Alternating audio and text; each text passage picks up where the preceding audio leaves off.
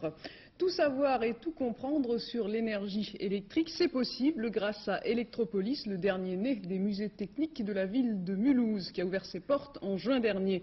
Des musées techniques qui pourraient d'ailleurs se regrouper pour former une sorte de grand parc d'attractions technologiques. Oui, il s'agit en somme de réaliser à Mulhouse, en regroupant toutes les activités des musées, un espèce de grand parc technologique européen, tout comme l'on défend d'ailleurs Strasbourg, capitale des institutions européennes. L'idée qui a été énoncée par un architecte du parc de la Villette et reprise ces derniers temps par Jean-Marie Bockel et Jean-Louis Hoffet fait son chemin.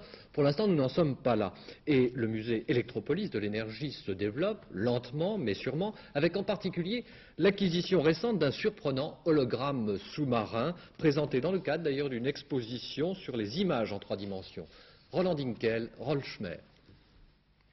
Il est vrai que depuis son ouverture au mois de juin dernier, c'est surtout les 170 tonnes de la machine combinée des usines DMC que l'on visite en priorité à Electropolis.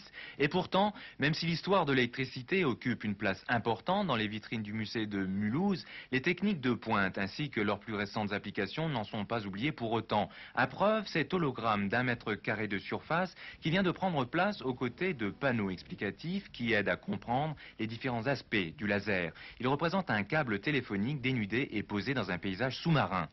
Des hologrammes, on va peut-être en acquérir d'autres. En tout cas, celui-ci est une superbe illustration de ce qu'on peut faire en 1987 avec cette technique et jusqu'où on peut aller dans la réalité. Et par la suite, nous allons multiplier les exemples dans d'autres techniques, que ce soit des techniques qui ont lieu à l'électricité ou des applications électroniques, informatiques, les plus pointues pour montrer aux gens jusqu'où va les possibilités de la technique en 1987 et les années à venir.